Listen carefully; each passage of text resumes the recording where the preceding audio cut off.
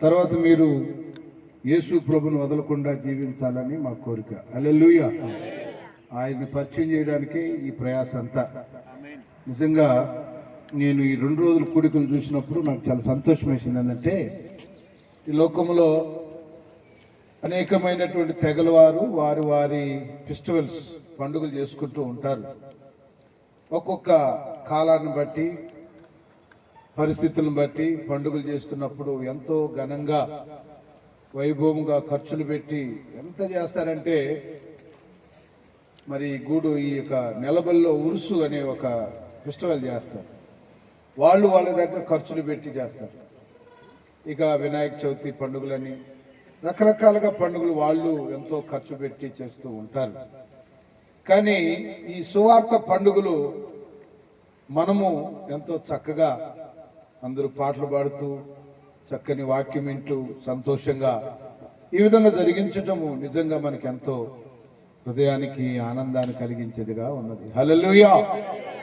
అయితే ఒక్కరి వల్లే ఇది కాదు, కానీ అనేక మంది గుప్పులు విప్పబడితేనే ఈ పరిచయం ఇంతవరకు పాస్టర్ ప్రసాద్ గారు పెడుతూనే ఉంటాడు. నన్ను తీర్పుగా ఉండనివ్వడు. మళ్ళీ ప్రార్థన చేశారు, రాపూర్కి వెళ్ళాలి మనం అంటున్నాడు. ఆయన భారం, డబ్బులు ఏమి ఉండదు, కానీ విశ్వాసం పెడదాం దేవుడి కొరకు. ఫిలిప్పీ రాసిన పత్రికలో 4:3 ఒక మాట ఉంటుంది. పౌలు అంటాడు, సువార్త పనిలో నాతో సహబాలిసాలైనటువంటి వీరికి వారి పేర్లన్నీ కూడా ఎక్కడ ఉంటాయో తెలుసా? జీవ గ్రంథంలో రాయబడి ఉంటాయి. హల్లెలూయా. జీవ గ్రంథంలో సువార్త పనికి సహకరించిన ప్రతి ఒక్కరి పేరు ఉంటుంది. యేసు ప్రభువు నమ్మదగిన దేవుడు ఎంత సత్యమో, ఆయన పనిచేసిన వారికి మేలులు పొందుకోవటం కూడా, జీవ గ్రంథంలో వాళ్ళ పేర్లు రాయటం కూడా అదే సత్యమై ఉంటుంది. పాస్టర్ ప్రసాద్ గారు చూస్తే ఏమి తెలియని అమాయకుడు ఉన్నాడు, కానీ పరలోకంలో మాత్రం ఆయనకు మంచి బహుమానం ఉందని నేను చెప్పగలను. హల్లెలూయా. ఖచ్చితంగా ఉంటుంది. ఆయన పని చేస్తున్నాడు, 10 మంది సువార్త ప్రకటిస్తున్నాడు. డబ్బులు కావాల్సినంత దోచుకొని కొంచెం కూడా పని చేయని వాళ్ళు చాలా మంది కనపడుతున్నారు. మన బ్యాంకుల్లో దాచిపెట్టుకొని ఉన్నారు, కానీ ఆయనకి ఏమీ లేదు, పేదవాడే. కానీ సువార్త ప్రకటించాలనే భారం ఉంది. అందుకే మాలాంటి వాళ్ళని కలుసుకొని ఎంతో కష్టంతో ఈ పరిచయం చేస్తూ ఉన్నాడు. వారికి నా హృదయపూర్వకమైన వందనాలు తెలియజేస్తున్నాను. హల్లెలూయా. మంచిది ప్రియులారా, నేను సమయాన్ని వాక్య సందేశంలోకి వెళ్ళి సమయానికి ముగిస్తాను. 9:30 కావస్తుంది. మనం 10:30 లోపల ఈ కొడుకుని ముగించుకుంటాం. మీరు క్షేమంగా సకాలం వెళ్ళిపోవచ్చు. నేను ఎక్కువ చెప్పాలని ఇష్టపడను, కొద్ది మాటలైనా మీరు వింటే మీకు ఆశీర్వాదకరంగా ఉంటాయని నా ఆశ. ఒకసారి ఒక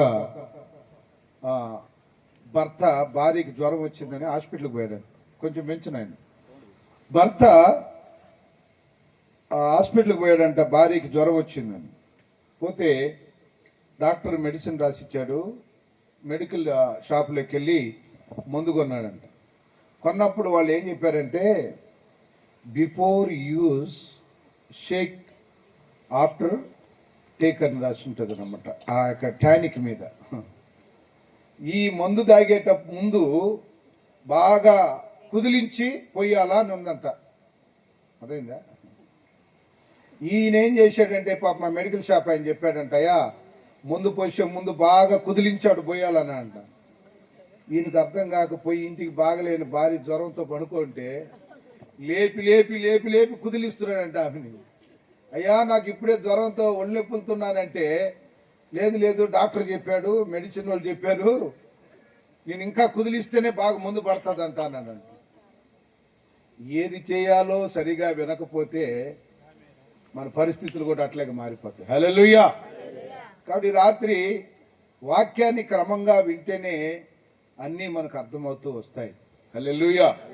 మంచిది. నా గురించి మీకు అందరికీ రాత్రి పరిచయం చేసుకున్నాను. కానీ నా జీవితంలో ప్రభు కొరకై అన్నిటినీ ప్రధానంగా ఆయన కంటే ఏదీ లేదన్నంతగా సమర్పణ కలిగి, నేను ఒకే ఒక కొడుకుని, మా తొగరాముడి గ్రామం, నన్ను దేవుడు బ్రతికించాడు. నేను భయంకరమైన ఒక టైఫాయిడ్ జ్వరంతో చనిపోతున్నాను, బాగా సిక్ అయిపోయాను. జనాలందరూ కూడా పోతే మంచిది వీడు అన్నట్టుగా అనుకున్నారు. కానీ ఆ రోజు దేవుడిని ఒక మాట అడిగాను నేను, ప్రభా నువ్వు బ్రతికిస్తే నీ పని చేస్తాను, వృద్ధాగా నన్ను చంపేస్తే నేను నీ పని చేసేవాళ్ళు నీకు కావాలి కదా, వృద్ధాగా ఈ లోకంలో వదిలి వెళ్ళిపోతాం, కానీ బ్రతికిస్తే మాత్రం నీ కొరకు బ్రతుకుతాను ప్రభు అని తీర్మానం చేస్తాను. దేవుడు తెలియని రీతిగా మా అమ్మ క్లిష్టమైన పరిస్థితుల్లో ఒక ప్రార్థన ఆయిల్ తీసుకొచ్చి బాగా ఇంకా సన్నగా అయిపోయాను, ఎముకలు బయటపడిపోయినాయి, చాలా అనారోగ్య పరిస్థితి, చచ్చిపోయేటువంటి స్థితిలో ఉన్నాను నేను. అలాంటి పరిస్థితిలో ఉన్న నా జీవితాన్ని దేవుడు ఆశ్చర్యంగా మరలా తిరిగి బ్రతికించాడు. నేను ఒక ఫ్యాక్టరీలో 100 మంది నా కింద పనిచేసేవాళ్ళు. నాకు నెలకి 2 లక్షల రూపాయలు చెక్ వచ్చేది. 3 షిఫ్ట్లు ఉండేటివి, ప్రతి షిఫ్ట్కి జనాల్ని కంపెనీకి పంపించేవాడు. దేవుడు నాతో మాట్లాడాడు. లోకాసువార్త 16:13లో ఏ సేవకుడు 2 యజమానులకు, పాస్టర్ ప్రభుదాస్ గారు కూడా ఇక్కడికి వచ్చి కూర్చోవలసిందిగా ఆహ్వానిస్తున్నాం. సేవకులు ఇప్పుడే వచ్చారు. ఏ సేవకుడు 2 యజమానులకు దాసుడుగా ఉండలేడు. 16:13 లోకాలు. ఇది పదే దేవుడు నాతో మాట్లాడుతున్నప్పుడు నేను కింద చదివితే, డబ్బుకి దేవునికి 2 యజమానులు అంటే, ఒక యజమానుడేమో డబ్బు, ఒక యజమానుడేమో దేవుడు. మీ దేవునికి డబ్బుకి దాసుడుగా ఉండలేమని చెప్పినప్పుడు, ఉండలేమని చెప్పినప్పుడు ఆ రోజే తీర్మానం చేసుకొని, అప్పటికి నాకు ఒక చిన్న పాప, గూడూరులోనే రెంట్లో ఉన్నాం, మాకే ఆధారం లేదు. కానీ పొలం 4 ఎకరాలు ఉంది మా ఊర్లో. గూడూరుకి కట్టుబట్టలతో వచ్చి కంపెనీలో పనిచేస్తూ సూపర్వైజర్గా, కాంట్రాక్టర్గా, అలాగ నేను దాన్ని దేవుని వాక్యానికి భయపడి వదిలేశాను. పదే దేవుడు అదే మాట్లాడుతూ వచ్చాడు. చదువుతారా ఆ మాట? ఉందా? ఏ సేవకుడును 2 యజమానులకు దాసుడు సేవింపలేడు, ఒకరిని ద్వేషించాలి, ఒకరిని ప్రేమించను. హల్లెలూయా. ఈ మాట, ఒకరిని ద్వేషించాలంటే డబ్బుని ద్వేషించి దేవుని సేవించాలని తీర్మానం చేసుకున్నాను. ఆ రోజు నుండే నేను ప్రభు సేవకు వచ్చాను. సువార్త సేవకులతో వెళ్తూ వచ్చాను. కొన్ని సంవత్సరాల తర్వాత దేవుడు తెలియని రీతిగా నన్ను హైదరాబాద్లో బ్యాప్టిస్ట్లో 3 సంవత్సరాలు ట్రైనింగ్ చేసేటువంటి భాగ్యం ఇచ్చాడు. తర్వాత సంఘం నడుపుతూనే ట్రైనింగ్ చేశాను. సొంతంగా బాడిగింట్లో 200 రూపాయలు నేను చర్చి పెట్టిన ఇంటి బాడు, ఇల్లుకేమో 800, మొత్తం 1000 రూపాయలు కట్టలేని పరిస్థితులు. ఉద్యోగాన్ని వదిలేశాను. కానీ దేవుడు అద్భుతం చేశాడు. ఒక ఎస్ఐ గారి చేత ఫోన్ చేయించి తన బిడ్డకు బర్త్డే చేయాలని నాకు ఫోన్ వచ్చింది. నేను వెళ్ళి ప్రార్థన చేస్తే 2 నెలలు బాడు కట్టలేనటువంటి ఆ డబ్బుల్ని దేవుడు ఆ ఎస్ఐ గారి ద్వారా నాకు ఇచ్చాడు. హల్లెలూయా. కాకుల చేత ఏలియాకి ఆహారం పంపిన దేవుడు.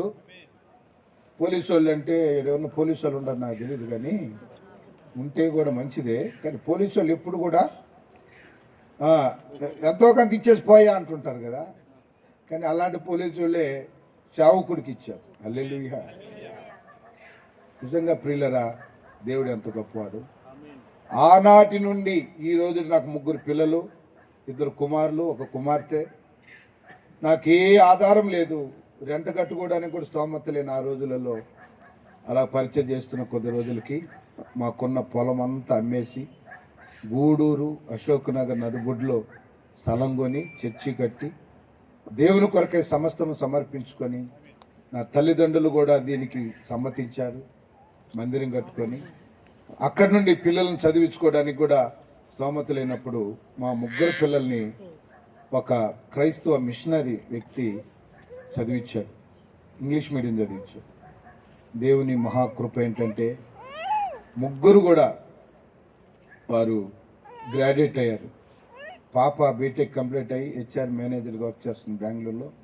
పెద్ద అబ్బాయి పీజీ చదివి బెంగళూరులో ఉన్నాడు. చిన్న అబ్బాయి ఎన్బి కేర్లో కీబోర్డ్ వాయించిన అబ్బాయి బీటెక్ 3rd ఇయర్ చదువుతున్నాడు. ఇదంతా కేవలం మహాదేవుడు ప్రభువైన యేసుక్రీస్తు కేవలం ఆయన కృప. హల్లెలూయా. ఆస్తి ఏమీ లేదు మాకు. మా ఊర్లో నన్ను చూస్తే నేను చెప్పాను కదా, చాలా ఎక్కిరింత పాలవుతుంది. కానీ ఈరోజు మా ఊరికి నేను ఆస్తి అంతా అమ్ముకొని పోతే అందరూ నన్ను చాలా చిన్న చూపు చూశారు. వీడిదేముంది, వీడికి ఏం లేదు, పేదవాడు, దరిద్రుడు అన్నట్లుగా. కానీ ఈరోజు దేవుడు నాకేం లేకపోయినా నేను కారు వేసుకొని మా ఊరికి పోతే డబ్బున్న వాళ్ళే వచ్చి కారు కాడికి దండం పెడుతున్నారు. హల్లెలూయా. బాగున్నా నాయన, వందనాలు నాయన. అంటే దేవుడు ఎంతగా మనల్ని హెచ్చిస్తాడో అనే దానికి ఉదాహరణ చెప్తున్నా ఈ మాటలన్నీ. ప్రభు కొరకు నువ్వు సమర్పించుకుంటే, ప్రభు కొరకు నువ్వు ఏం చేస్తే దానికి నిన్ను రెట్టింపిస్తాడే తప్ప ఆయన ఎప్పుడు నిన్ను తక్కువ చేయడు. ఆయన నిన్న నేడు నిరంతరము మారని దేవుడు. హల్లెలూయా. ఇంజనీరు లాగానే నన్ను పోషిస్తా ఉన్నాడు, ఒక డాక్టర్ లాగానే నన్ను పోషిస్తున్నాడు. డాక్టర్కైనా ఒకరోజు ఒక నెల ఇబ్బందులు ఉంటాయేమో, కానీ సేవకుడికి దేవుడు ఎప్పుడు ఇబ్బంది చేయడు. హల్లెలూయా. లూకా సువార్త 22:35 అంటాడు, నేను మిమ్మల్ని పంపితిని మీకేమైనా తక్కువ చేయడు దేవుడు ఆయన పనిచేసే వాళ్ళకి. హల్లెలూయా. ఈ లోకములో గొప్ప గొప్ప వాళ్ళకంటే, గవర్నర్ కంటే, రాష్ట్రపతి కంటే ఉన్నతమైన పరిచర్య పని ఏంటి అంటే దేవుని యొక్క సేవ. హల్లెలూయా. రాష్ట్రపతి కూడా గుడికి వెళ్ళి దండం పెట్టుకుంటాడు. ఆ పూజారి ఆ రాష్ట్రపతిని దీవిస్తాడు. ఒకవేళ ఆయన క్రైస్తవుడు అయితే పాస్టర్ దగ్గరికి వెళ్ళి ప్రార్థన చేసుకుంటాడు. ఆయన గొప్పవాడే అధికారంలో, కానీ అధికారులకు అధికారిని దేవుని యాజకుడి దగ్గర ఖచ్చితంగా ఎవడైనా ప్రార్థించుకోవచ్చు. హల్లెలూయా. కాబట్టి ప్రియమైన దేవుని బిడ్డలారా, నా జీవితాన్ని అలాగా కొనసాగిస్తూ గూడూరులో నేను దేవుని పరిచయం చేస్తున్నాను. తర్వాత బైబిల్ కాలేజీలో ప్రొఫెసర్గా వాడబడుతున్నాను. బెంగళూరులో నేను డాక్టర్ ఇటీవలే కంప్లీట్ చేసి పిహెచ్డి ఆ తర్వాత పరిచయలో కొనసాగుతున్నాను. ప్రతి నెల పాసస్ మినిస్ట్రీ సేవకులకి సహాయం చేయాలని మనసుతో నేను పరిచయం పెట్టి సేవకులను బలపరుస్తూ ఉంటాను. కాబట్టి మీ ఊరికి రావడం నిజంగా చాలా నాకు సంతోషంగా ఉంది. ఈ గ్రామస్తులో నాకు అందరికి చాలామంది తెలుసు. నా పేరు ఒకప్పుడు ఈ జీవితం మీద విరక్తి చెంది ఇదే గ్రామంలో నాకు కొంతమంది స్నేహితులు ఉన్నారు, వారితో మాట్లాడిన రోజులు కూడా నాకు ఉన్నాయి. అంటే బాధ వచ్చినప్పుడు, తట్టుకోలేనప్పుడు, ఆ బాధకి సమస్యలు దొరకనప్పుడు మనుషులు చాలామంది అర్ధంతరంగా తన జీవితాన్ని ముగించుకుంటారు. కానీ నాకు పరిష్కారం యేసు ప్రభువే గనుక నన్ను ఆ సమస్య నుండి బయటికి తీసుకొచ్చాడు. హల్లెలూయా. ప్రియమైన దేవుని బిడ్డలారా, ఈ రాత్రి దేవుని వాక్యంలోనికి వెళ్దాం. కాబట్టి వాక్యాన్ని చాలా జాగ్రత్తగా మనము వినాలా. ఒక పాస్టర్ గారు మన ఈ మధ్య వాక్యం చెప్తేలా చెప్తున్నాడు, మీ హృదయం అనే తలుపులు తెరవాలా, మీ హృదయం అనే తలుపులు తెరవాలంటుంటే ఈమెమనుకున్నది, పాపం దేవుని వాక్యం తెలియదు కదా, కొత్తగా వచ్చిందంట మీటింగ్ కాడికి. ఆ రాత్రి ఇంటికి పోయి 2 తలుపులు తెరిచి పడుకొని ఉందంట. ఏం మానవుడు తర్వాత చూస్తే ఆ రాత్రి వాళ్ళ ఇంట్లో వస్తువులన్నీ ఎత్తుకెళ్ళాడు దొంగలు. పొద్దున్న లేచి వచ్చి, పాస్టర్ గారు నేను తలుపులు తెరిచి ఏసై వస్తాడని నేను అనుకుంటుంటే దొంగలు వచ్చి అన్ని ఎత్తుకెళ్ళారు అన్నానంట. కాబట్టి నీ తెరవమన్నది ఇంటి తలుపులు కాదు, నీ హృదయమును తెరవమన్నాడు దేవుడు. హల్లెలూయా. కాబట్టి హృదయాలు తెరిస్తే మన జీవితాలు కట్టబడతాయి, ఆశీర్వాదకరంగా ఉంటాయి, ఆనందకరంగా ఉంటాయి. ప్రియులారా, ఇంకా నీవు యేసు ప్రభుని చేర్చుకోకపోతే ఈ రాత్రి చేర్చుకోవడానికి ఇష్టపడు, అప్పుడే నీ జీవితం ఆశీర్వాదకరంగా ఉంటుంది. హల్లెలూయా. ప్రియులారా, రాత్రి నేను దైవ వాక్యము చదువుకుందాము. యెషయా గ్రంథము 66 పుస్తకాలు వివరణ మీకు చెప్పాను. యెషయా ప్రవక్త, పెద్ద ప్రవక్తలలో ఆయన ప్రథముడై ఉన్నాడు. ఆయన రచించినటువంటి 66 ఆ ప్రవచన గ్రంథాలలో బైబిల్ అంతా 66 పుస్తకాలు, ఆయన రాసిన 66 మరి అధ్యాయాలను మనం చూస్తున్నాం. యేసు ప్రభువునికి వచ్చి చాలా దగ్గరలో 66 పుస్తకాలు ఆయన పుట్టుకును. ఆయన యొక్క గర్భములో కన్నిక 7:14 చెప్తుందని చెప్పాం. 9:6 మనం ఆయన శిశువుగా పుట్టాడు. యెషయా 54 శిలువ మరణాన్ని ఆయన పొందాడని. పౌలు వారు, ప్రభువారు ఎందరో ప్రవక్తల గురించి వాళ్ళు సువార్తలు మెన్షన్ చేసిన అనుభవాలు కూడా మనము చూస్తాం. యెషయా ప్రవక్త ద గ్రేట్ ప్రాఫెసీ. హల్లెలూయా. ఆయన యొక్క జీవిత విధానంలో యెషయా గ్రంథం 66 పుస్తకాల్లో 3 సంఘటనలు చెప్పాను, 3 భాగాలు చెప్పాను. మొదటి భాగం ఏంటంటే 1వ అధ్యాయం నుండి 39 అధ్యాయాల వరకు దేవుడు ఇశ్రాయేలు యూదులు చేస్తున్నటువంటి వ్యతిరేకమైన మరి ఆ యొక్క ఆచారాలను సృష్టికర్తను విడిచిపెట్టి నిజమైన దేవుడైనటువంటి యెహోవాను విడిచిపెట్టి వారు చేస్తున్నటువంటి అన్య పూజలను చూసి దేవుడు వారి మీద తీర్పును తీర్చడానికి, వార్నింగ్ ఇవ్వడానికి ప్రవక్త ద్వారా హెచ్చరిక చేసి రాయించినటువంటిదే 1వ అధ్యాయం నుండి 39 అధ్యాయాలు. రెండో భాగం చూస్తే 40 నుండి 55 వరకు మనం చూస్తే అలాంటి శిక్షించబడి తీర్పు తీర్చబడినటువంటి ఆ ఇశ్రాయేలు యూదా ప్రజలకి ఆదరణ కలిగిస్తున్నాడు. భయపడపకండి. 40 యెషయా గ్రంథంలో దిగులు పడకు, 41లో నేను నీకు తోడై ఉన్నాను, దిగులు పడకు, భయపడకు అంటున్నాడు. మళ్ళీ ఓదారుస్తున్నాడు. మరలా మనం చూస్తే 55 నుండి 66 వరకు చదువుకుంటే భవిష్యత్తులో ఏం జరగబోతుందో ప్రవక్త ద్వారా తెలియపరుస్తున్నాడు. ఇది యెషయా గ్రంథం యొక్క క్లుప్త వివరణ.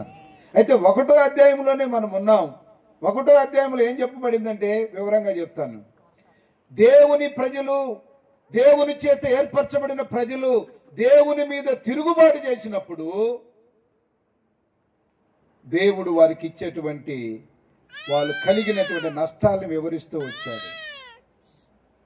మీరు నా మాట వినకుండా ఆజ్ఞ అతిక్రమే పాపము కాబట్టి పాపం వల్ల వచ్చే క్రియలన్నీ కూడా అక్కడ చెప్పాడు. పాపిష్టి జనమా, దుష్ట సంతానమా, చెరుపు చేయి పిల్లలారా, మీకు శ్రమ అని చెప్తూ వస్తూ ఏమంటాడంటే అరికాలు మొదలు నన్నెత్తి వరకు మీకు స్వస్థత లేదు, గాయములు, పచ్చి పుండ్లు అవి పిండబడలేదు, స్వస్థత పరచబడలేదు అని చెప్పుకుంటూ వస్తూ అక్కడ 7-8 వచ్చినల్లో కూడా అంటాడు, ఆ పట్టణం అంతా కాల్చబడ్డది యెరూషలేము, అలాగుననే యూదా పట్టణాలన్నీ కూడా కాల్చబడ్డాయి. దేవునికి విరోధంగా ఉండేటప్పుడు శత్రువులు వచ్చి ఆ పట్టణంలో చొరపడ్డారు. ఇంకా కొంత చూస్తే ఇశ్రాయేలు ఆస్తులను, ఇశ్రాయేలు సంపదలను కూడా అన్య రాజులు, అన్య దేశస్తులు దోచుకున్నట్లు కూడా రాస్తూ ఉన్నాడు అక్కడ. మీరు 1వ అధ్యాయం అంతా ఇంటికి వెళ్ళి ఒకరోజు తీరిగ్గా చదవండి, మీకు చాలా అర్థమవుతాయి. తర్వాత వాళ్ళు ఏం చేస్తున్నారంటే దేవునికి మాత్రము బలులు అర్పిస్తున్నారు, బలులు మాత్రం వదలట్లేదు, ఉత్సవములను ఏర్పరుస్తున్నారు, ప్రార్థనలు చేస్తున్నారు. అయితే దేవుడు అక్కడ అన్నాడు 14:13లో, మీరు నాకు ప్రార్థన చేస్తున్నారు, మీరు ప్రార్థన చేసినప్పుడు నా చెవులు మూసుకుంటా, నా కళ్ళు మిమ్మల్ని చూడకుండా కప్పుకుంటాను అంటాడు 13-14లో. అసలు మిమ్మల్ని ఎవరు నా సన్నిధికి వచ్చి నన్ను ఆరాధించమన్నారని కూడా అంటాడు దేవుడు ప్రవక్త ద్వారా. చివరిలోకి వెళ్తే మీ పాపములు కడుక్కోండి, మీరు శుద్ధి చేసుకోండి. సోషల్ జస్టిస్, అక్కడ సామాజిక న్యాయాన్ని గురించి మాట్లాడు. మీరు అన్యాయంగా ప్రవర్తిస్తున్నారు, కీడు చేసిన వాళ్ళకి కీడు చేస్తున్నారు, కీడుకి మేలు చేయండి. మీ అన్యాయపు జీవితాన్ని బట్టే మీ జీవితాలు ఇలా తెల్లారుతున్నాయి అన్నట్లుగా మాట్లాడుతూ వచ్చాడు. కానీ రాత్రి నేను ఆ 1వ అధ్యాయంలో ఉన్న ప్రాముఖ్యమైన ఒక మాటని మీతో చెప్పి ముగించాలని ఆశపడుతున్నాను. 6వ వచనమును మనం చదువుకుని ప్రార్థన చేసుకుని వాక్యంలోకి వెళ్దాం. చదువు 6వ వచనం. అరికాలు మొదలుకొని తల వరకు స్వస్థత కొంచెమైనా లేదు, ఎక్కడ చూచినను గాయములు, దెబ్బలు, పచ్చి పుండ్లు,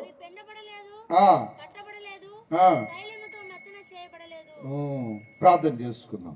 కనికర పూర్ణుడా, కృపామయుడా, మా పరలోక తండ్రి, నీకు స్తోత్రములు నాయనా.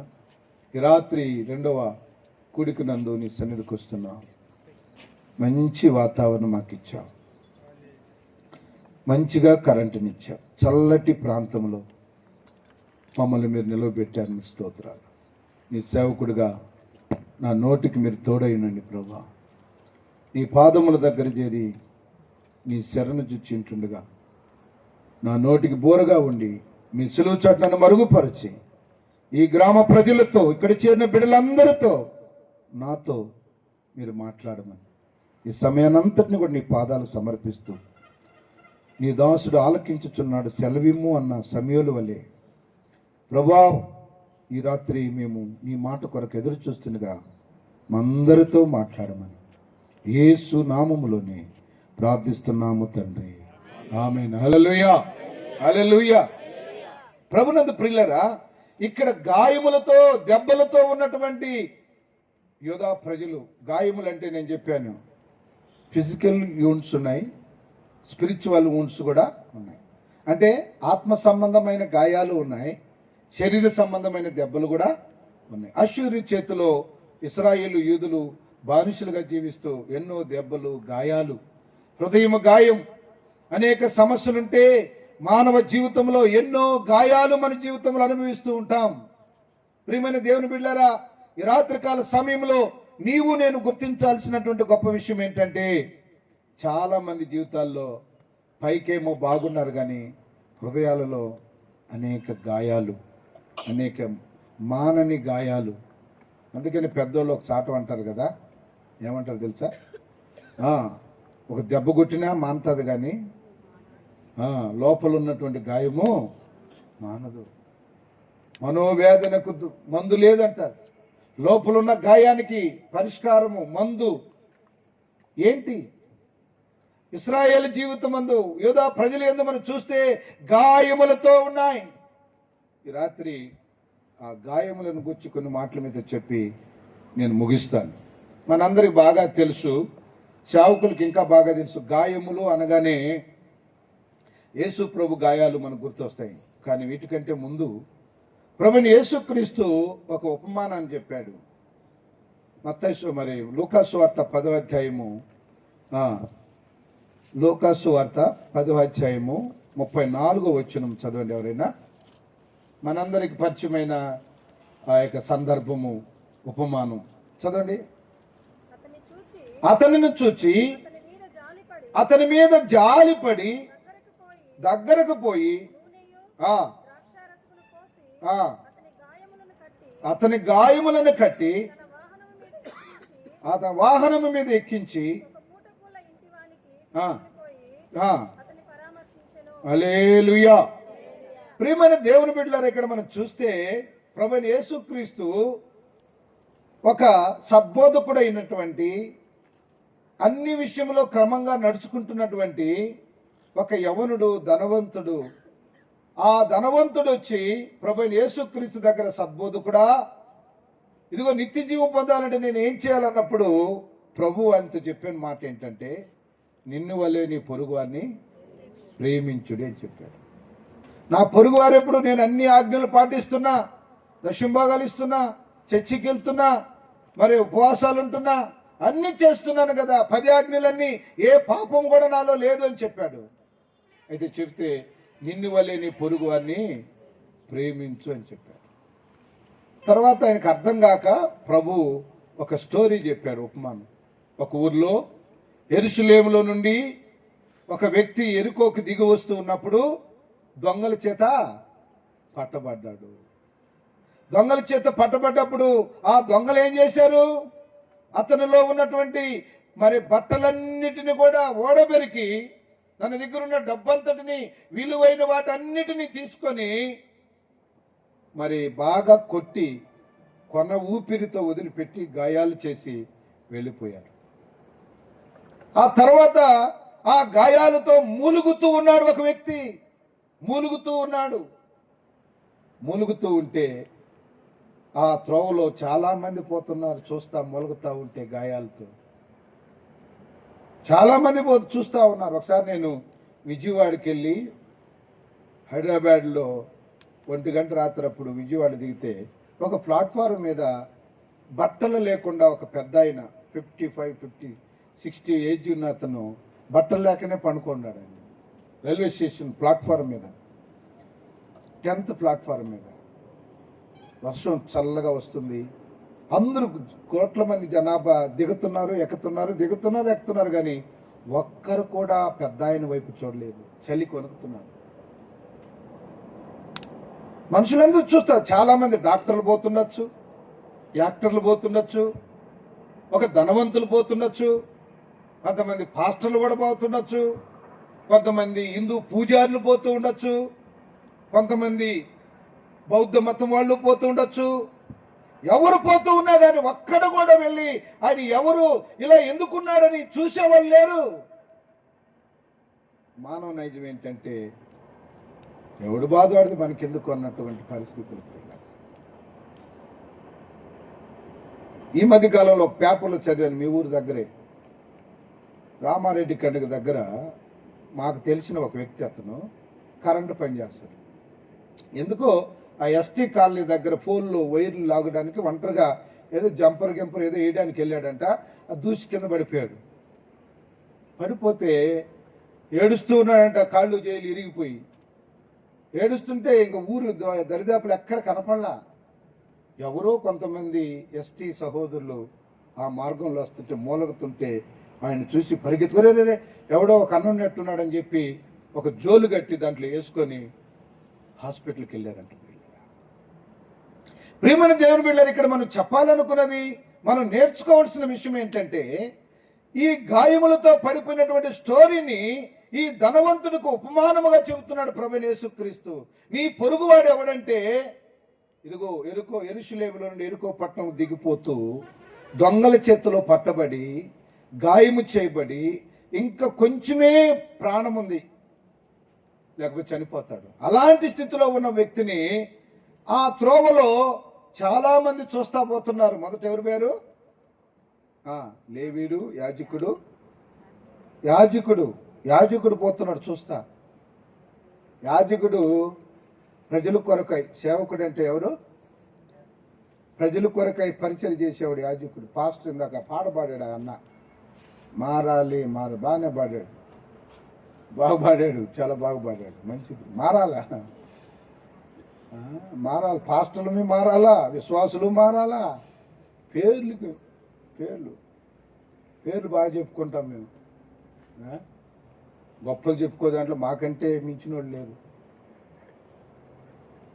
యాజకుడు చూస్తా పోతున్నాడు, గాయాలతో వ్యాడుస్తా ఉన్నాడు, ఇక చచ్చిపోతాడు.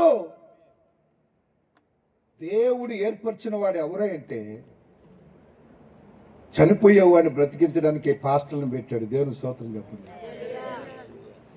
పాపములో వారు చేస్తున్నటువంటి దోషకరమైన క్రియలలో ఈ లోకములో ఉన్న మనుషులందరూ వారి పాపముల వారు చనిపోవటము దేవుడికి ఇష్టం లేక తన ప్రవక్తలను పంపాడు, తన సేవకులను పంపాడు. వెళ్ళి సువార్త చెప్పండి. ఆ త్రాగుబోతనంలో వాడు చచ్చిపోయేటట్టున్నాడు. వాడు ఇష్టానుసారంగా అవి ఇవి తిని లివర్ చెడిపోయి, కిడ్నీ చెడిపోయి చచ్చిపోయేటట్టున్నాడు. వెళ్ళు పాస్టర్ గారు, వాళ్ళని పరామర్శించి వాళ్ళు ప్రార్థన చేయి. ఇలా పోతుంటే క్రైస్తవుల్ని అమెరికా మతం అని రకరకాలని ప్రజలు, ఏందా మా ఊర్లో ఏందా మీరు పెట్టేదే, రకరకాల వ్యతిరేకతలు. మంచి చేయడానికి వచ్చిన వారిని ఈ లోకములో ఎవరు కూడా సహించలేకపోతున్నారు. సాతానుడు వారి కన్నులను కమ్మేసున్నాడు. మంచి చేయడానికి లోకంలో ఇష్టపడలేదు. పిల్లరా, సమాజం యూట్యూబ్లో చూస్తున్నాం, పేపర్లో చూస్తున్నాం, క్రైస్తవుల్ని, ఒక సేవకుడు, ఒక యాజకుడు కష్టాల్లో ఉంటే, బాధల్లో ఉంటే వాళ్ళ బాధలను పంచుకొని వాళ్ళని పరామర్శించి వారికి ఉన్న కష్టాలను బట్టి దేవుని దగ్గర ప్రార్థన చేస్తుంటే వాని మీద ఎన్నో నేరాలు పెట్టి, నేను నేషనల్ లీడర్స్ ప్రేయర్ టీంలో ఉన్నా. ఇప్పుడు కూడా 9 గంటలకు ప్రతి రాత్రి వస్తుంది. కొన్ని ప్రార్థనా విజ్ఞాపనలు చదువుతుంటే కన్నీళ్ళు వస్తున్నాయండి. ప్రార్థన చేస్తున్న వాళ్ళ మీద కేసులు పెట్టి జైలుకి పంపించి, బిడ్డలు అందరూ కూడా అనాథులైపోయి ఎంతో దిగులుతో బాధపడుతున్న వాళ్ళ కొరకు ప్రార్థన చేయమని ఇంగ్లీష్లో ఆ యొక్క ప్రేయర్ రిక్వెస్ట్ పెడుతుంటే ఎంతో దారుణమైన పరిస్థితి. ఈనాడు మన దేశానికి ఎందరో మిషనరీలు వచ్చారు. భారతదేశంలో, ఆంధ్ర రాష్ట్రంలో, మనకు దగ్గరగా ఉన్నటువంటి చిత్తూరు జిల్లాలో ప్రియులారా, ఒక యవ్వనస్తురాలు ఒక తీర్మానం చేసుకున్నది. ఒక రోజున మిషనరీ దేశాలు విడిచి భారతదేశానికి వచ్చి పేదల మధ్య, కుష్ఠరోగుల మధ్య సేవ చేయడానికి వచ్చారు. వాళ్ళ తాత జాన్ స్కడ్డర్ 1870లో భారతదేశంలో అడుగుపెట్టి వాళ్ళు రాయవేలూరు అనే ప్రాంతంలో ఆ చెన్నై ప్రాంతంలో అంతటా కూడా సువార్త చేస్తూ పేదలకి మెడికల్ బాగలేని వాళ్ళకి జబ్బులకు రోగాలకు వాళ్ళు ట్రీట్మెంట్ ఇస్తూ ఉచితమైన పరిచర్య చేస్తున్న ఆ కాలంలో వాళ్ళు చిన్న హాస్పిటల్ పెట్టుకుంటే ఆ కాలంలో గర్భిణీ స్త్రీలు కనడానికి ఎంతో కష్టమైపోయిన రోజులు అవి. గర్భవతులు ఎందరో ప్రియులరా చనిపోతున్నారు, బిడ్డలు కనలేక. ఆ రోజుల్లో సరైన మంత్రసానులు లేరు. మన సంస్కృతిలో ఉన్నటువంటి ఆ దినాలలో మంత్రసానులు వారు బిడ్డలు తీయబోయి ఏదో తీసేసి బిడ్డ లోపల చనిపోయినటువంటి అందరూ ఎందరో ఉన్నారు. అలాంటి కాలంలో ఈ యొక్క వాళ్ళ తాతగారు అవ్వగారు సేవ చేయడానికి వస్తే వాళ్ళని చూడడానికి వచ్చింది ఒక యవ్వనస్తురాలు.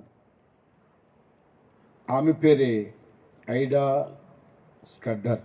మీరు యూట్యూబ్లో కూర్చోండి ఆమె గురించి, యవనస్తులు ముఖ్యంగా.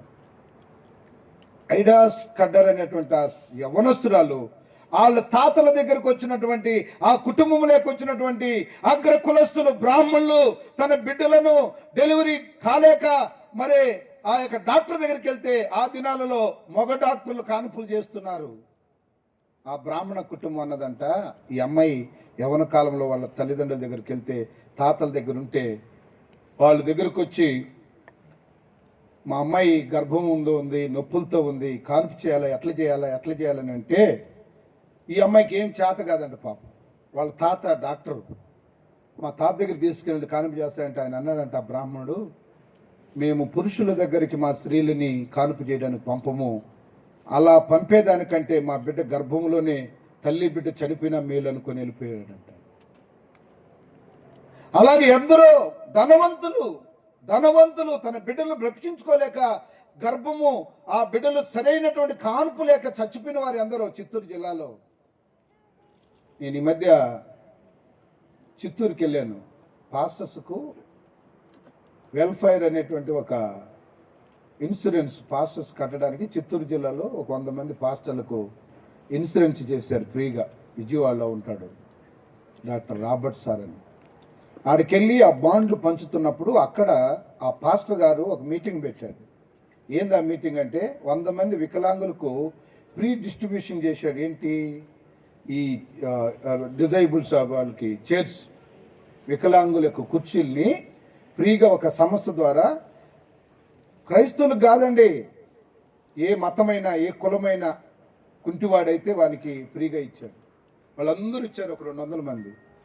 అక్కడ చెప్పాను నేను, ఆనాడే మిషనరీ మీ ప్రాంతానికి వచ్చి మీరందరూ బ్రతుకున్నారంటే ఎంతో మందికి ఈ యవనస్తురాలు ఐడా స్కడ్డర్ అనేటువంటి యవనస్తురాలు మరి మన యొక్క చిత్తూరు జిల్లాలో ఈ ప్రాంతంలో చెన్నై మూల గ్రామాలలో కనలేక చనిపోతున్నటువంటి గర్భిణీ స్త్రీల కొరకై ఆమె ఒక తీర్మానం చేసుకుని అమెరికాకి వెళ్ళి డాక్టర్గా చదివి మరి వేలూరుకు వచ్చి సిఎంసి అనే మరి హాస్పిటల్ని ప్రారంభించిందండి. ప్రపంచంలోనే కిడ్నీలు రిపేర్ అయిన వాళ్ళకి బాగా చేస్తున్నారు. అక్కడ కిడ్నీలు పాడైన వాళ్ళు బాగైనారు, హార్ట్స్ బాగలేనటువంటి వాళ్ళు బాగయ్యి అందరూ ఈ రోజున వాళ్ళ జీవితాలు కట్టుకున్నారు. ప్రపంచంలోనే నెంబర్ 1 హాస్పిటల్గా ఈ రోజున సిఎంసి అంటే క్రిస్టియన్ మెడికల్ కాలేజ్. సిఎంసి అనుకుంటారు కానీ ఇది క్రైస్తవుల హాస్పిటల్ అండి. ఈ మధ్య నేను ఒక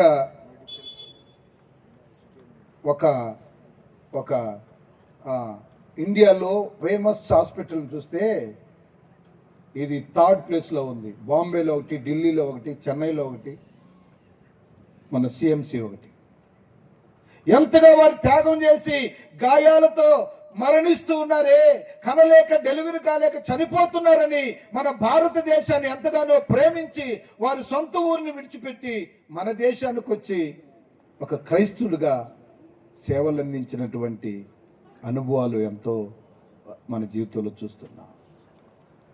ప్రేమైన దేవుని బిడ్డలారా, మన దేశం దాన్ని అర్థం చేసుకోవట్లేదు. మత పిచ్చులతో, కుల పిచ్చులతో అల్లకల్లోలం అయిపోతుంది రాష్ట్రము, దేశము. క్రైస్తవుడు చేసిన మంచి విద్య, వైద్యము, సోషల్ సర్వీసు, మదర్ తెరీసా అయితే కలకత్తాలో ఈ క్రైస్తవురాలు ఉండకూడదని చెప్పి ఆమె తరిమేస్తుంటే ఆమె వెళ్ళి ఒక కుష్ఠవ్యాధి కలిగిన వాడి కాలంతా కుళ్ళిపోతే వాళ్ళకెళ్ళి చీమంతా తీసి మందు రాస్తుందంట. ఆ కలెక్టర్కి అర్జీ రాస్తే అక్కడ వాళ్ళు కలెక్టర్ గారు ఎక్కడుందో పద ఆమెను తీసుకెళ్ళి జైల్లో వేద్దాం, లేకపోతే దేశానికి పంపించేద్దామంటే ఆమె ఉన్నటువంటి ఆ రూములో ఒక కుష్ఠవ్యాధి కలిగిన వాడికి చీముని రక్తం తీస్తా మందు రాస్తా ఉందంట. కలెక్టర్ గారు పెట్టాడు. కలెక్టర్ గారు అన్నాడంట, ఈ పనిగాను నువ్వు చేస్తే ఇప్పుడే నేను మన దేశం నుండి ఆమెను పంపిస్తాను. ఎంతమంది అండి. విలియం కేరీ గారు ప్రపంచంలో మన దేశానికి ఎందరో మిషనరీలు వచ్చి, మనందరికీ తెలుసు కదా, డాపర్ డోపర్ ద్వారా, కాటం ద్వారా, బ్యాప్టిస్ట్ మిషనరీకి కాటం ద్వారా, డాపర్ డూపర్ ద్వారా లూథరన్ చర్చ్ మిషనరీకి వచ్చి వాళ్ళు పిట్లను మన దేశానికి పిట్టులను తయారు చేసుకొని వచ్చారు. ఆ దినాలలో మరి డెంగ్యూ జ్వరంతో డెంగ్యూ వ్యాధి మరి సోకి భారతదేశం అంతా కూడా చాలా మంది చనిపోతున్నప్పుడు ఆ డెంగ్యూ వ్యాధితో చనిపోతామని కూడా తెలిసి కూడా వాళ్ళు త్యాగం చేసి మన దేశానికి వచ్చి వారి సంఘాలని సేవని ప్రారంభించారండి. ఇప్పటికీ లూథరన్లో చర్చి నాడిపేటలో కానీ గూడూరులో కానీ వారి సమాధులు ఇప్పటికీ అట్లాగే ఉన్నాయి. ఏంటి కథ అంటే దేవుని ప్రేమ. నిన్ను వలె నీ పొరుగు వారిని ప్రేమించాలన్న ఒకే ఒక దృక్పథం. యాజకుడు చూస్తా పోతున్నాడు, గాయాల్లో ఉంటే ఏడుస్తాడు, చచ్చిపోతాడు ఇంకో రోజుపోతే. ఒకరోజు మా దగ్గర ఒక వ్యక్తి మమ్మల్ని కొట్టడానికి వచ్చాడు, తాగేసి ఫుల్గా. అతనికి ఒకరోజు జబ్బు వచ్చింది, క్యాన్సర్ వచ్చింది, చనిపోతాడు ఇంకా కొద్ది రోజుల్లో. నేను వెళ్ళి 500 రూపాయలు ఇచ్చి బైబిల్ ఇచ్చి అప్పుడు ద్వారం తెరిచారు వాళ్ళ ఇంట్లో. అంతకుముందు పాస్టర్లో దేవురొద్దు, అసలు పాస్టర్లే వద్దు మాకు అన్నారు. ప్రార్థన చేసి వచ్చాను. 3వ రోజు చనిపోయాడు. పాస్టర్కున్న మనసు, దేవుడిచ్చిన మనసు, క్రీస్తు యేసునకు కలిగిన ఈ మనసు. అందుకే గాయాలతో ఉన్నటువంటి వారిని ఆ దినాలలో యాజకులు చూస్తా వెళ్ళారు, లేవీలు చూస్తా వెళ్ళారు. సేవ చేయవలసిన 12 గోత్రాలలో దేవుడు ప్రజలకు సేవ చేసే గోత్రమును లేవి గోత్రాన్ని ఏర్పరచుకున్నాడు. ప్రజలకు పరిచయం చేసేటువంటి గోత్రికులు అయినప్పటికీ కూడా చూస్తా వెళ్తున్నారు గాయాలతో ఉంటే.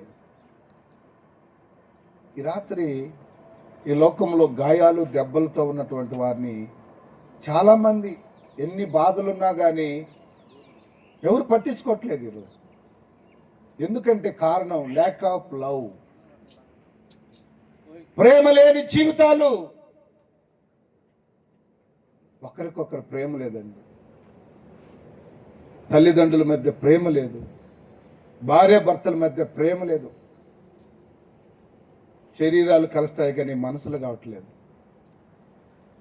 కుటుంబంలో అందరూ ఉంటారు కానీ బిడ్డలకు తల్లిదండ్రుల మధ్య ప్రేమ లేదు.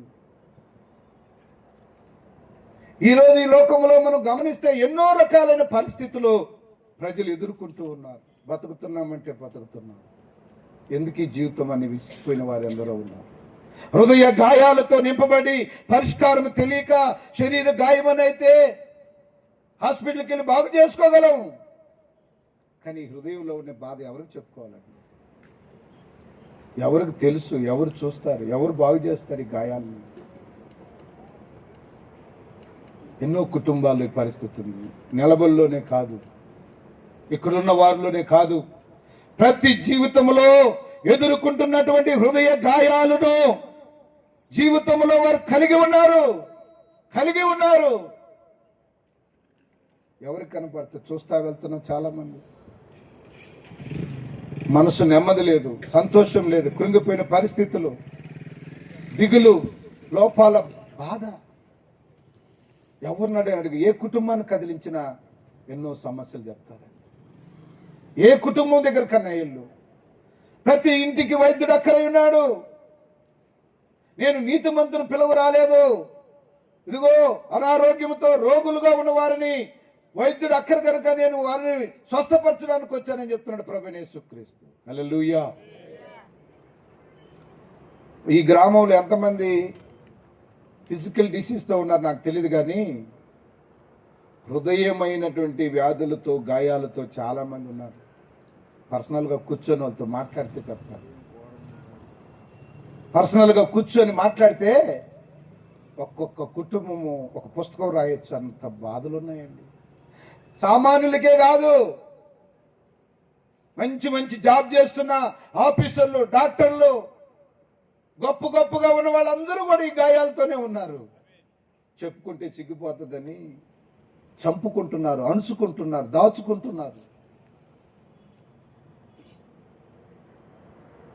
కానీ రాత్రి ప్రతి ఒక్కరికి కూడా విడుదల కలిగించడానికి ఒక ఆయన ఉన్నాడు.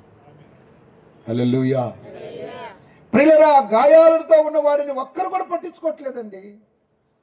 సమాజంలో మనం చూస్తే బంధువులు కూడా ఇప్పుడు ఏ ఊర్లో చూసినా ఎక్కడ చూసినా బంధువులు కొంతమంది అంటారు, డబ్బుంటే దూర బంధువులు కూడా మా బంధువే కదా అంటారంట. జబ్బు వచ్చిందనుకో రక్త బంధువు కూడా వాళ్ళెవరో నాకు తెలియదండి, వాళ్ళెవరు మాకు తెలియదు. జబ్బు వస్తే వాళ్ళెవరో మాకు తెలీదు.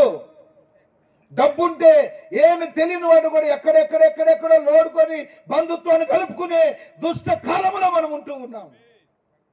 చెడిపిన లోకములో జీవిస్తున్నాం మనం. కారణము హృదయాలలో ప్రేమ లేదు, బాంధవ్యాలు లేవు.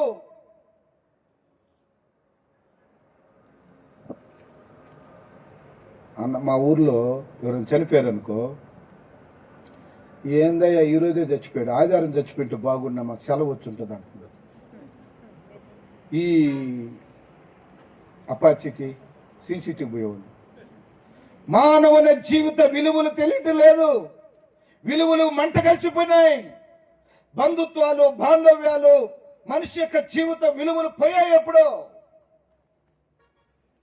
చాటి మనిషి బైబిల్లో చక్కని మాట ఉంది, నేను దాన్ని చదివినప్పుడల్లా నా హృదయం పులకిస్తుంటుందండి. మత్తయి 7:12 ఏముంటుందంటే, ఇతరులు నీకేం చేయాలని నువ్వు కోరుకుంటావో అదే వారికి నువ్వు చేయి. పరిశీలతో మాట్లాడుతున్నాడు ప్రభువైన యేసుక్రీస్తు.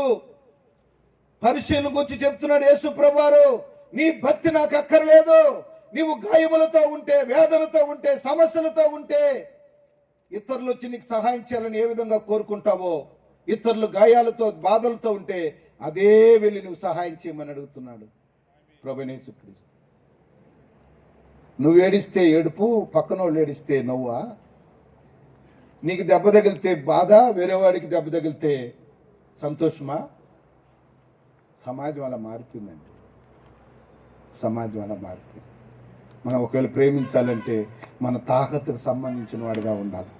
మన డబ్బుకు, మన బంగారుకు, మన స్థాయికి, మన అర్హతకు సంబంధించిన వాడైతేనే ఏమో బాగున్నావా, ఏదో ఈ మధ్య ఏదో బాగలేదన్నావే, జ్వరం వచ్చిందంటనే, దగ్గు వచ్చిందంటనే అంటారు. నీ సొంత బంధువు అయినా బాగాలేకపోతే అది మాకు తెలియదే, అసలు నీకెప్పుడు వచ్చింది అంట. డబ్బు ఉంటే అందరు బంధువులు, జబ్బు వస్తే. కానీ ప్రభువైన యేసుక్రీస్తు అలాంటి దేవుడు కాదు. ప్రభువైన యేసుక్రీస్తు అలా చెప్పేవాడు కాదు. ఒకసారి ఒక డాక్టర్ గారు హాస్పిటల్ పెట్టుకున్నాడంట. పెట్టుకొని ఉంటే అడావడిగా ఒక 10 మంది యవనస్తులు సముద్రంలో మునిగిపోయి ఊపిరాడక చావు బతుకులు తీసుకొచ్చారంట డాక్టర్ దగ్గరికి. పొద్దుపోయింది, చీకటి, లైట్లన్నీ ఆపేశాడు, స్వెటర్ దించేశాడు. వాళ్ళు అసిస్టెంట్తో చెప్తున్నాడు, ఆపేసి తాళం వేసిరా అంటారు. సార్ సార్ సార్ సార్ ఒక పేషెంట్ సార్ సముద్రంలో నుంచి వచ్చాడు సార్, ఇప్పుడే మునిగి అబ్బాయి నీళ్ళన్నీ మింగేశాడు సార్, చచ్చిపోయేటట్టున్నాడు సార్, కొన ఊపిరితో ఉన్నాడు సార్, చాలా బాధతో ఉన్నాడు సార్. పొద్దుటి నుంచి ఓపిక చూసి మాకు ఓపిక లేదు, ఇంకొక హాస్పిటల్కి వెళ్ళు. సార్ ప్లీజ్ సార్, మీ వృత్తే బ్రతికించే వృత్తి కదా సార్, మీ వృత్తే ఒకరికి మేలు చేసే వృత్తి కదా సార్. ఈ లోకంలో దేవునికి ప్రతిగా భూలోకంలో వైద్యం అనేది దేవునితో సమానమైంది కదా సార్. సార్ సార్ అంటే నేను తీసుకెళ్ళవయ్యా.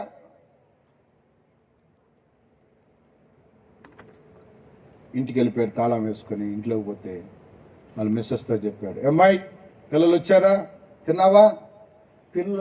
అబ్బాయి ఉదయం అనంగా పోయాడండి, ఇంతవరకు రాలేదు. ఎక్కడికి పోయాడు చెప్పలా, ఫోన్ చేయలా? ఏవో స్నేహితులతోని సముద్రానికి స్నానం అని చెప్పిపోయాడు, ఇంకా రాలా. అమ్మ నాయన ఇద్దరు బైక్ వేసుకొని కారు వేసుకొని తిరుగుతూ ఉన్నారు అంతా. హాస్పిటల్ దగ్గర చచ్చిపోయి స్నేహితులు ఏడుస్తూ ఉన్నారు. ఎవరు చనిపోయిన వాడంటే ఆ డాక్టర్ గారు కొడుకే. ఆ డాక్టర్ గారు కొడుకు. వేరే ఒకడైతే వాడు ఫీజు 10,000 ఇస్తే, ₹1,00,000 ఇస్తే తాళం దీమని ఉంటాడు ఆ డాక్టరు. సమాజాల్లో ప్రేమ లేని సమాజంలో మనం ఉంటున్నాం. చచ్చిపోయినా కూడా బతుకున్నాడు వెంటిలేటర్లు పెట్టి ఫీజులు నొక్కేటువంటి డాక్టర్లు తయారయ్యారు. కానీ వాళ్ళ ఇంటికి మాత్రం ఆ గతి తప్పదు. ఏది విత్తుతావో అది కోసుకుంటావు. నీలాగా నీ బిడ్డ అయితే ఒక విధంగా, వేరొక బిడ్డ అయితే ఒక విధంగా చూడమని చెప్పట్లేదు దేవుడు. నీ బిడ్డ ఎలాగో చూస్తావో ఇతర బిడ్డలు కూడా అలాగే చూడాలి. ఒక ఆయన పాస్టర్ అంటాడు, వేరే వాళ్ళు పశువులు వచ్చి వేరే వాళ్ళ పొలంలో మేస్తూ ఉంటే చూస్తా, మేయాల ఇంకా మేలు, ఇంకో 2 వచ్చి కానీ మేస్తే బాగుండు అనుకుంటారంట. మన పొలం అయితే అది వేరే బిడ్డ తప్పు చేసినా తప్పుగా భావించాలి. ప్రియమైన సహోదరి సహోదరులరా, ఈ రాత్రికాల సమయంలో ప్రేమ లేని చూస్తా వెళ్తున్నారండి యాజకులే. ప్రేమించవలసిన వాళ్ళే, క్షేమంగా వారిని లేవనెత్తాల్సిన వాళ్ళే, వాళ్ళని పరామర్శించవలసిన వారే, వారికి ఏమైందో చూడాల్సిన వాళ్ళే చూస్తా పోతున్నారు. మాకెందుకులేనని. హల్లెలూయా. ఈ కాలంలో నేను ఎవరు పట్టించుకుంటారు అలాగే వెళ్తుంటే? ప్రేమించాల్సిన వాళ్ళే ద్వేషిస్తే ఇంకెవరు పట్టించుకుంటారండి? భర్తే భార్యను చూడాల్సి వస్తే, భర్తే వదిలిపెట్టేస్తే ఇంకెవరు చూస్తారు? భార్యే భర్తను చూడాల్సి వస్తే ఇంకెవరు చూస్తారు? తల్లిదండ్రులే బిడ్డలను చూడాల్సి వస్తే ఇంకెవరు చూస్తారు? బిడ్డలే తల్లిదండ్రులు చూడాల్సి వస్తే ఇంకెవరు చూస్తారు? పక్కింటి బిడ్డలు చూస్తారా? అలాంటి పరిస్థితులు వచ్చేసినాయి ఈరోజు. బంధువుల మధ్య, స్నేహితుల మధ్య, అక్క చెల్లెల మధ్య, అన్నదమ్ముల మధ్య ఇంత కూడా ప్రేమ లేదు. ఏ ఊరికన్నా పోండి, నెలబొల్లోనే కాదు నేను చెప్పేది, ఏ ఊరికన్నా పోండి, అది ఏ ఊరైనా ప్రపంచంలో ఎక్కడైనా కూడా. కారణం ఏంటంటే బైబిల్ చెప్తుంది 22వ మత్తయి 13లో అక్రమం విస్తరించుట చేత, 24:13 అక్రమం విస్తరించుట చేత అనేక మంది ప్రేమ. 24:13 చూడండి. అక్రమం విస్తరించుట చేత, అక్రమం దోచుకోవాలా, నేనే బాగుండాలా, సెల్ఫిష్, నా కుటుంబమే బాగుండాలి, అందరికంటే తలగానే ఉంటావు. కొద్ది రోజుల తర్వాత మట్లేకపోద్దా?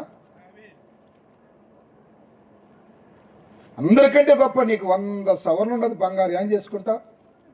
చచ్చిపోయిన నాటికి అందరూ దాచిపెట్టుకుంటారు, కూతుర్లు కొడుకులు పంచుకుంటారు చుట్టాలు వచ్చి. మా అవ్వది, మా అక్కది, మా తల్లిది, మాది. భూమి మీద అందుకనే ప్రసంగి గ్రంథకర్త ఊరికే అనలేదు ఆ మాట, సుగంధ తైలము కంటే మంచి పేరు. అందుకని ఈ రోజున రాజశేఖర రెడ్డి కూడా 108 పెడితే వ్యతిరేకులు కూడా ఆయన అభిమానిస్తున్నారు, ఆయన మంచోడయ్యాన్ని. అందుకనే ఎక్కడి నుంచి వచ్చింది ఈ మాట? ఎక్కడి నుంచి వచ్చింది? బైబిల్లోంచి. ఎక్కడది? 108 అంటే మత్తయి సువార్త 10:8. మత్తయి సువార్త 10:8 అదే 108 అంటే.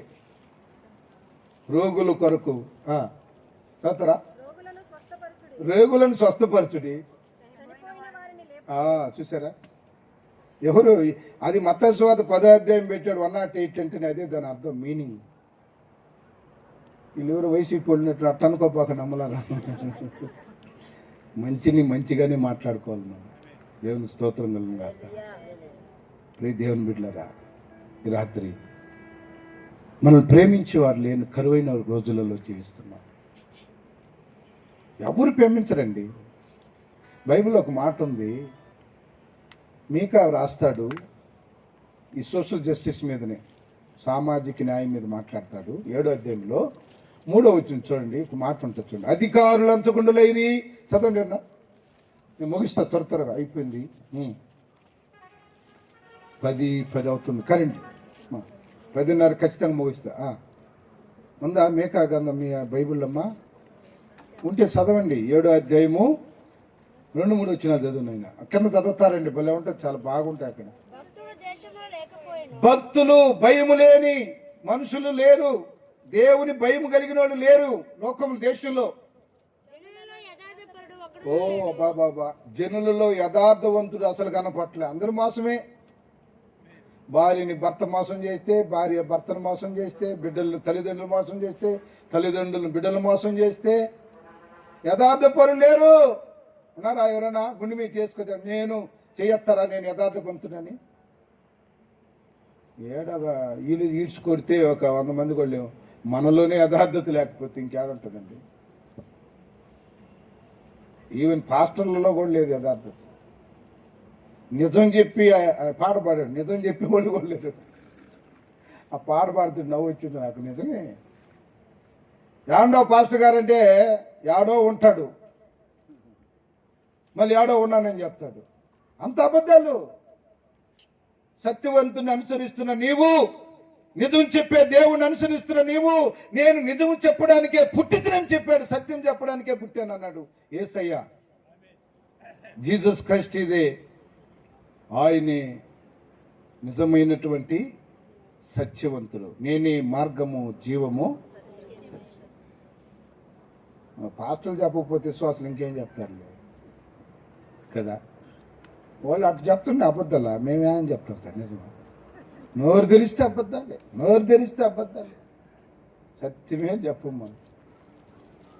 కానీ ఇది దేవుడు వింటాడు వినడు అనేది వీళ్ళకి తెలియదు. ప్రియమైన దేవుని బిడ్డలారా, యథార్థవంతులు దేశములో భక్తి కలిగిన వాళ్ళు లేకపోయిరి, ప్రాణహాని చేయుటకై పొంచి ఉన్నారు. అబ్బా, కిరాతకుడు అయిపోతే ఈయన 6వ ప్రవక్త, చిన్న ప్రవక్తల్లో 6వ ప్రవక్త, మిడిల్ ప్రవక్త. ఆయన 12 మంది కదా, పెద్ద ప్రవక్తలు 5 మంది అయితే చిన్న ప్రవక్తలు 12 మంది. 12 మందిలో 6వ ప్రవక్త ఈ మీకా. ఈయన రాస్తున్నాడు లోకంలో జరుగుతున్న, యూదులలో ఇశ్రాయేల్లో జరుగుతున్న సంఘటన గురించి వాళ్ళకి తెలియజేస్తున్నాడు. కిరాతకులు అయిపోయారంట.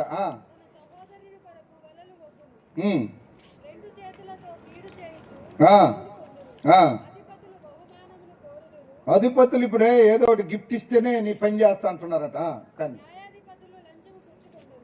న్యాయం చేసి ఇప్పుడు కోర్టులు కూడా, నేను మాట్లాడచ్చో మాట్లాడకూడదు నాకు తెలియదు, కానీ జడ్జీలు డబ్బులు ఇస్తే డబ్బులు ఇస్తే అట్ట తీర్పు వస్తుంది. న్యాయం ఎట్లుందో అటు చేసే జడ్జీలు లేరు ఇప్పట్లో. లంచగొండులు అయిపోయారు. తీర్పు తీర్చే న్యాయాధిపతులే డబ్బు ఇచ్చేస్తే న్యాయం అయిపోతుంది, న్యాయం అన్యాయం అయిపోతుంది. డబ్బులో ఉంది అంత మహిమ. అందుకనే కొంతమంది దానికోసం ఏం పోరాడుతున్నారు. ఎట చేద్దామబ్బా? 20 రూపాయలకి ఇద్దామా, 30 రూపాయలకి ఇద్దామా?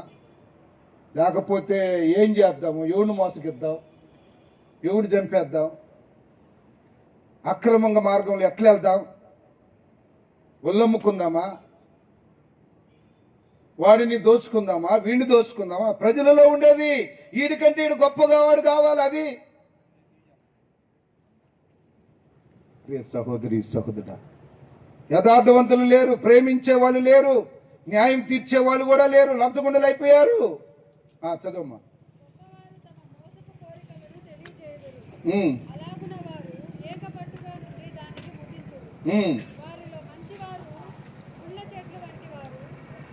అమ్మమ్మ చాపు, మంచోళ్ళు కూడా మారిపోతున్నారట, ముళ్ళ చెంట్లాగా గుచ్చుకుని. వాళ్ళ మాటలు ఎట్లున్నాయంటే, మంచి వాళ్ళు కూడా, చదువమ్మా చదువు. నేను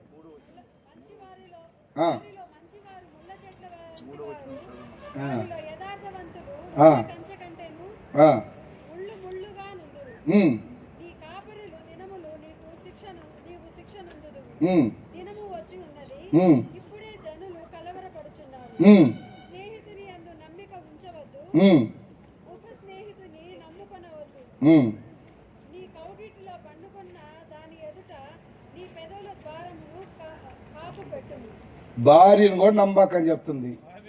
స్నేహితులు కూడా నమ్మాకని చెప్తుంది. మంచిగా తీసుకొని పోయి బావిలో దోసేసి మాకు తెలియదని చెప్తున్నారంట స్నేహితులు కూడా. స్నేహితులు కూడా నమ్మకపోతే ఇంకెట బతకాలండి భూమి మీద? బతకచ్చు. మంచి స్నేహితుడు యేసయ్య ఉన్నాడు. హల్లెలూయా, ఆమేన్, హల్లెలూయా. భార్య కంటే భర్త కంటే నమ్మకమైన ఒక ఆయన ఉన్నాడు, ఆయన యేసయ్య. ఆ నమ్మకస్తుడు నేను ఎప్పుడు మోసం చేయను. కింద వచ్చిన చదువుకుంటూ చాలా ఉన్నాయి, నేను అది చెప్పట్లేదు, ఈ రాత్రి టైం అయిపోతుంది. మీకా రాస్తున్నాడు సమాజం ఎలా ఉందో, యూదా సమాజం, ఇశ్రాయేల్ సమాజం ఎలా చెడిపోతుందో, ఎలా మనుషులు మారిపోతున్నారో, వారి హృదయాలు ఎలా ఉన్నాయో తేటగా చెప్తున్నాడు 7వ అధ్యాయం అంతా కూడా. అందుకని 6:8 అంటాడు, నీవు నీ యొక్క మొక్కుబళ్ళు బలుల కంటే నాకు కావాల్సింది ఏంటంట? ఏం కావాలంట? న్యాయముగా నడుచుకునుట, కనికరమును ప్రేమించుట, దీన మనసు కలుగు. ఇంతే కాదు నేను అడుగుతున్నది నిన్ను. ఇంకేందేందో బ్రహ్మాండమైన నేను అడగలా. కనికరమని మనసుండు, న్యాయంగా నడుచుకో, ఇదే నేను అడిగేది. నేను ఇంకేం అడగట్లే అంటున్నాడు. నా బలులు అర్పణలు నాకు ఎక్కువైపోయినాయి, నాకు వద్దా ఇంకా.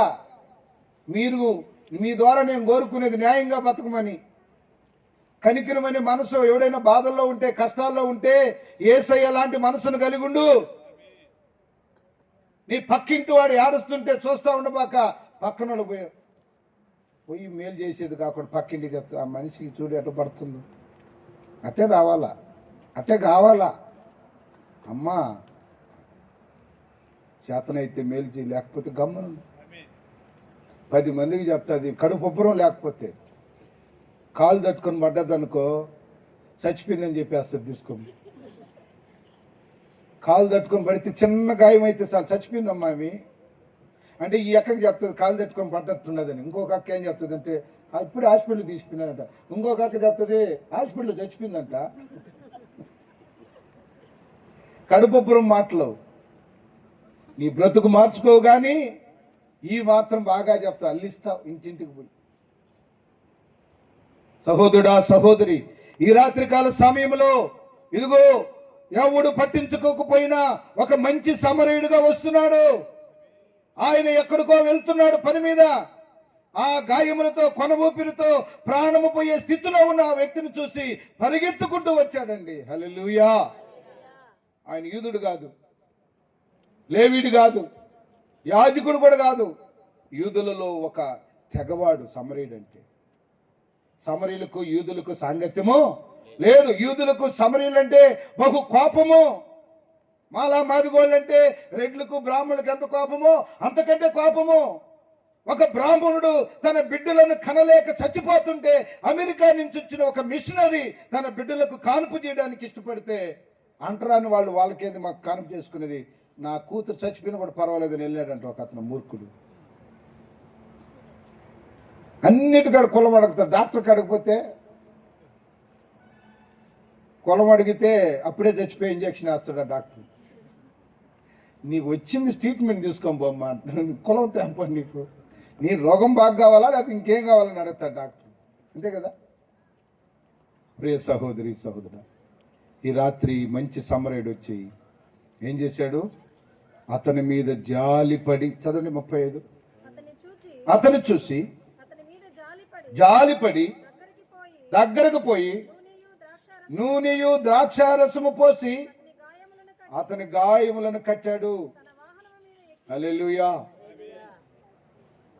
సమరయుడు యాక్చువల్గా ఆయన బైబిల్ చదివేవాడు కాదు, లేకపోతే ధర్మశాస్త్రము నీతి బోధ చేసేవాడు కాదు, లేకపోతే అంత భక్తిపరుడేమీ కాదు. కానీ అతనికి మంచి మనసు వచ్చిందండి. ఇక్కడ ఒక రకంగా చెప్పాలంటే భక్తిపరులు మేము మంచోళ్ళు అని చెప్పుకుంటున్న వాళ్ళకంటే ఏ మంచి లేనోడే పోయి మంచోళ్ళని మేలు చేస్తున్నాడు. దేవునికి స్తోత్రం కలుగును. అతడు పడిపిన వాడు ఎవడు? యెరూషలేము నుంచి ఎరుకోకు వచ్చాడంటే యూదుడే, ఇశ్రాయేలుడే. కానీ ఈ సమరయుడు విగ్రహారాధికులై ఉన్నారు, లేకపోతే దేవునికి కొంచెం దూరంగా ఉన్నారు. అయినను వారు ప్రేమ కలిగి ఉన్నారు. కానీ పరిచర్యలో ఆ మాత్రం ప్రేమ కూడా కనిపించట్లేదు. మనమేమో క్రైస్తవులు అని చెప్పుకుంటాం, మనలో ఆ ప్రేమ కనబడటం లేదు. పాడబడ్డాడు. ఈ ఇంట్లో ప్రార్థన పెడితే ఆ ఇంటికి రారంట, ఆ ఇంట్లో ప్రార్థన పెడితే ఈ ఇంటికి రారంట. సత్యం పాడాడు. ఆయన ఎందుకు తీసుకొచ్చాడు దేవుడి గారికి? మన కోసమే ఉన్నట్టు. హల్లెలూయా. ప్రియ సంగమా, దేవుని బిడ్డ, నేను ముగిస్తున్నాను. ప్రేమ లేని కాలంలో మంచి సమరయుడిగా వచ్చి గాయములు కట్టడానికి దేవుడు ఇష్టపడుతున్నాడు.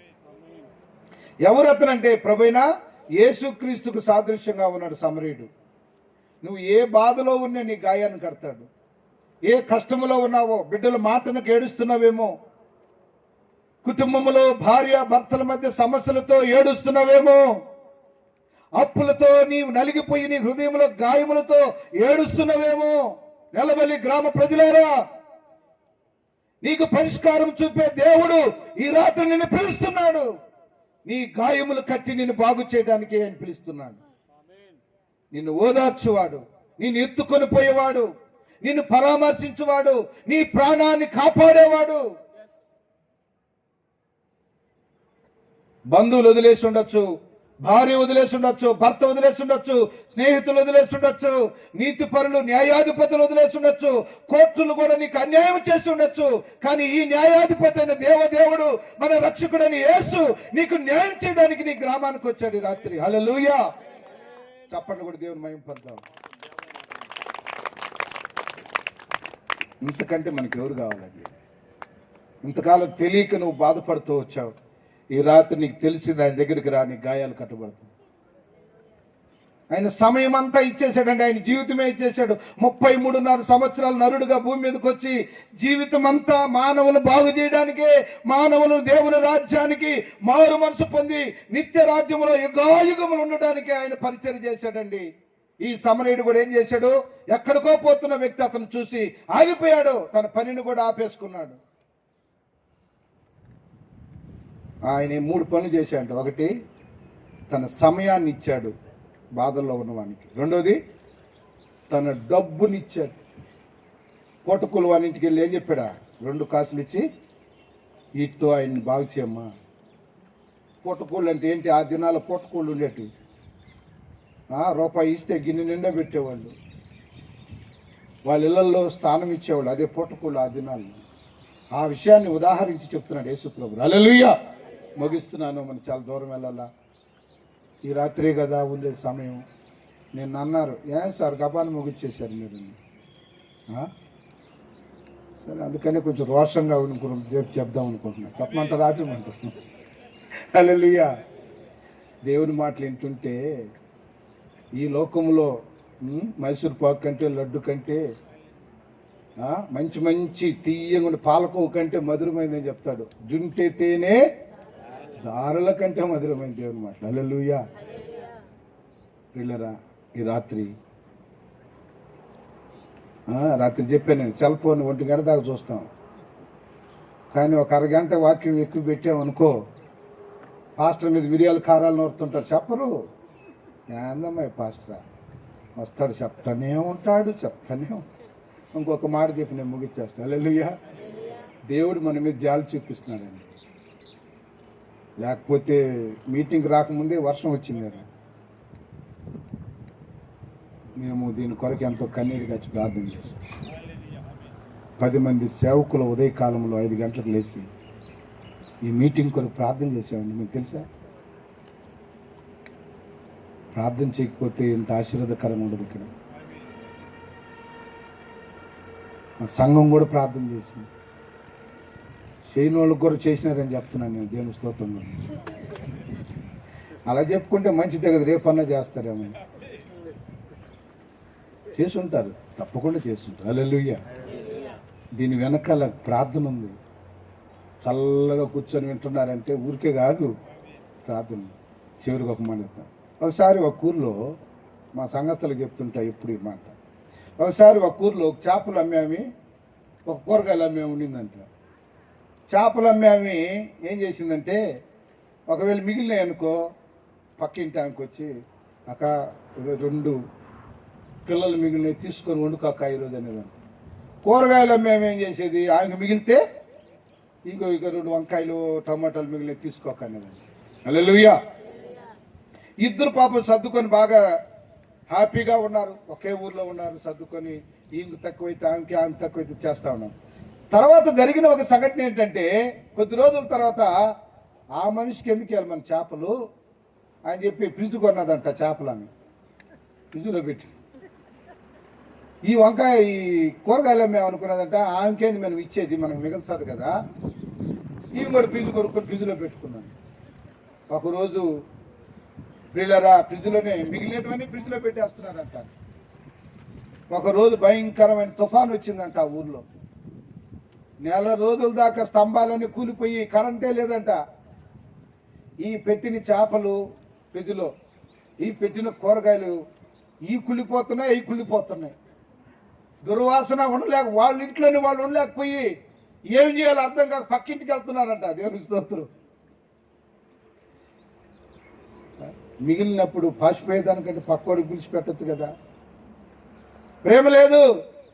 ఈ మంచి సమరయుడు తన ప్రాణాన్ని బలిగా ఇచ్చేశాడు సమస్త మానవాళి కొరకు.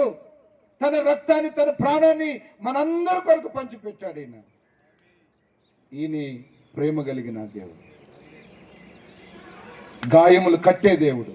అందుకే 147వ కీర్తన 3వ వచనంలో గుండు చెదిరిన వారిని బాగు చేయవాడు ఆయనే. హల్లెలూయా. ఆయనే గాయములు చేయును, ఆయనే గాయములు కట్టును. హల్లెలూయా. ఈ రాత్రి నీ కుటుంబ జీవితంలో గాయములతో, వేదనతో కృంగిపోతూ ఉంటే యేసు ప్రభు మంచి సమరయుడిగా వచ్చి నీ కుటుంబాన్ని, నీ గాయాలను కట్టి నీకు మేలు చేయాలనే దేవుడు ఆశపడుతున్నాడు. ఈ రాత్రి నువ్వు తీర్మానం చేసుకో. దయచేసి అందరు లేచి పైకి దేవుని స్తుతించుతూ ప్రభుని మహిమపరుచుకుందాం. ప్రియులారా, ఈ రాత్రి కుడికిలో ప్రభు నిన్ను నన్ను దర్శించినాడు.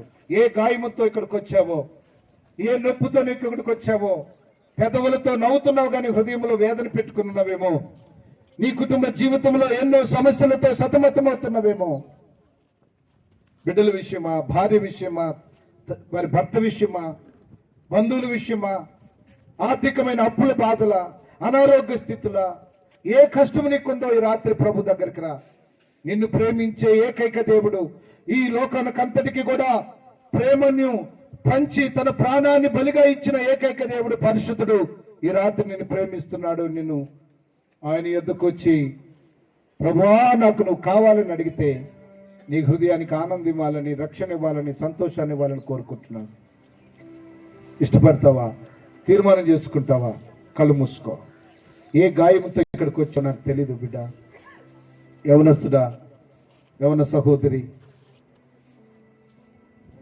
నీ జీవితానికి భౌతికమైన వైద్యులు నీకు బాగు చేయలేకపోయినటువంటి హృదయ గాయముల వ్యాధిని ప్రభువైన యేసుక్రీస్తు అంతరంగంలో ఎరిగిన దేవుడు కనుక నీ గాయానికి మందునిచ్చి నీకు విడుదల ఇవ్వగలడు, నీకు సమాధానం ఇవ్వగలడు, నీకు సంతోషాన్ని ఇవ్వగలడు. ఈ రాత్రి నీకు ఒక అవకాశం ఇచ్చాడు. నీ గాయమును మానుకునే వైద్యుడు నీ ఇంటికి వచ్చాడు, నీ గ్రామములకు వచ్చాడు, ఈ స్థలముకు వచ్చాడు. అమ్మా బిడ్డ, ఎంతకాలము బ్రతికినన్ని రోజులు వేదనతో కన్నీటితో గడుపుతావా? ప్రభు శిలువలో 2 చేతులతో నేను పిలుస్తున్నా.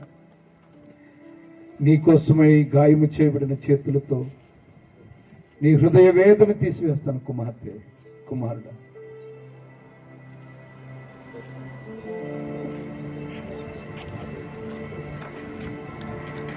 తీర్మానం చేసుకుంటావా? తీర్మానం చేసుకుంటావా? ఒక్కసారి దేవుని సన్నిధిలో తీర్మానం చేసుకో.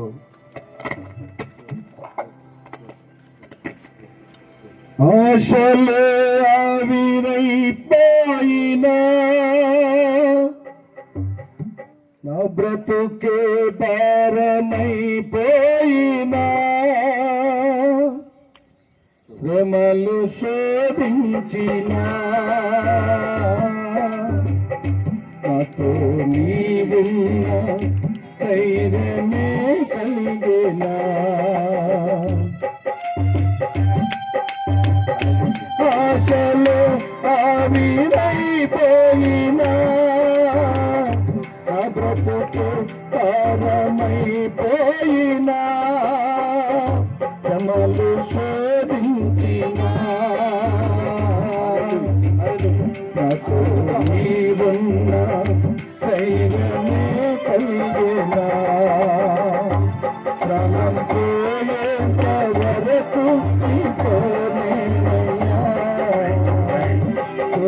శ్వాస వరకు నీతో ఉంటానయ్యా, నీవే కదా యేసయ్యా, ఉంటానయ్యా, నీతో ఉంటాను హల్లెలూయా. ఆమేన్. దేవుని సన్నిధికి కుమార్తె కుమారుడా, ఈ రాత్రి నీ హృదయం తెరిచి ప్రభువుని చేర్చుకుంటే ఆయన నీ శ్రమల నుండి, నీ గాయముల నుండి, నీ కన్నీటి నుండి విడుదల చేసి నిన్ను రక్షించబోతున్నాడు.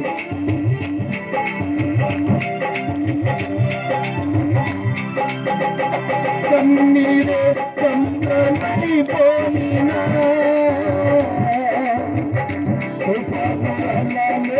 కలలేదినా